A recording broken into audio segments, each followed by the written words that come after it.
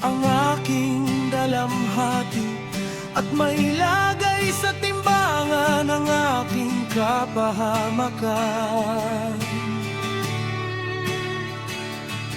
Sapagkat higit itong magiging mabigat kaysa buhangin sa dagat, kaya't ang aking mga salita'y walang pagpipigil. Sapagkat ang mga palaso ng makapangyarihan sa lahat ay nasa akin, at ang kamandag nito ay iniinom ng aking espiritu. Ang mga kakilakilabot na bagay mula sa alahaya ay nakalaban ko. Tumataho ba ang mabangis na asno kung siya'y may damo, o ang baka kung siya'y may pagkain?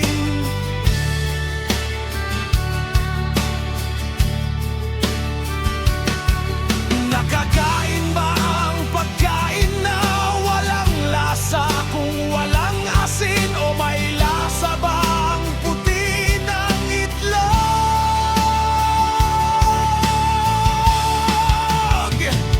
Tumatanggi akong hipuin ang mga ito.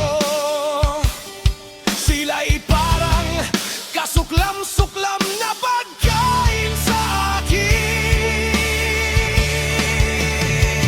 Oh, sana'y ipagkaloob ang aking kahilingan at ibigay ng alahayahang ang aking hinahangad.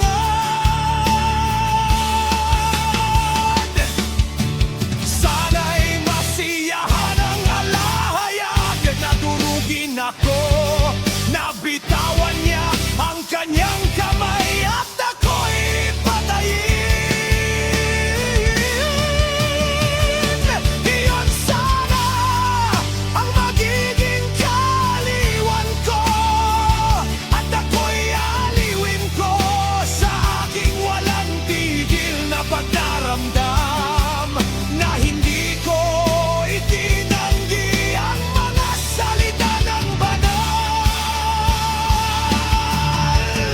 Ano ang aking kalakasan upang ako'y magtiis, at ano ang aking wakas upang ako'y maging magisin? Ang aking kalakasan ba ay kalakasan ng bato? Ang laman ko ba ay tanso?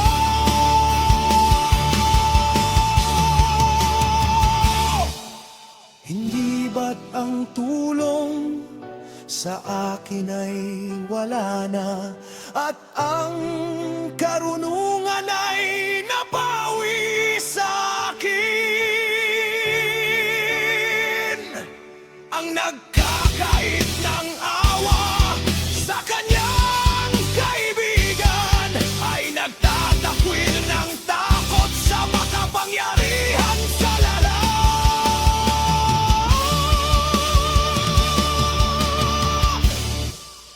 Ako'y itinuturing ng aking mga kapatid na parang batis ng tubig ay lumilipad.